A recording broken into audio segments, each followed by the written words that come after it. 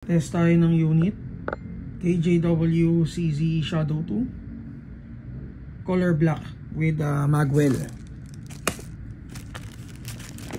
So tabi ko lang to. So ito kinuha to ng mga or ng reseller ko, isa sa mga reseller ko. And then nakita ko tong shadow black. So i-test natin.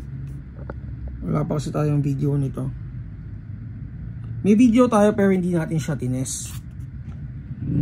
Okay, so yan yung model niya. KJ Works with aluminum grip and magwell color black. Ayan. Yung grip. So full metal siya. And then ngayon lang tayo nagkaroon ng ng color black na shadow. So dumating to last 2 weeks. And medyo paubos na rin. So ito yung kinuha ng reseller natin.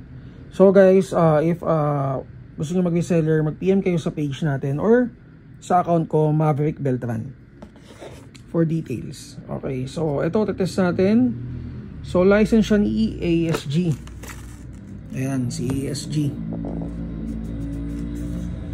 Siya yung may hawak ng license ni Shadow 2. So full metal siya with complete markings.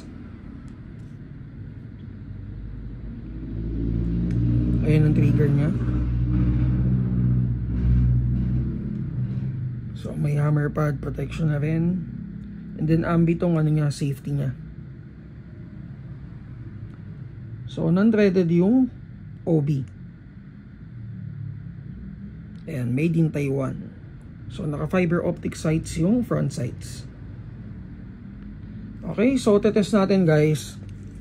Check natin kung ilang FPS siya out of the box.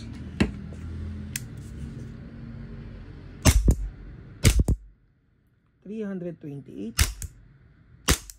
307, 285. Yun, buti na kompleto ko yung cycle. Kala ko medyo nakaramdam ako na paubos na yung gas niya. Okay, so for details, mag-PM kayo sa page namin. Again, Mavs Hobby PH. So binago ko na yung name ng account natin. So dun sa lumang account, yung Mavs Hobby Shop, wag muna kayo mag-PM dun guys, kasi hindi ko pa siya ulit nakukuha. Okay, so or mag-PM kayo sa personal FB ko, Maverick Beltran. Okay, thank you kay bossing.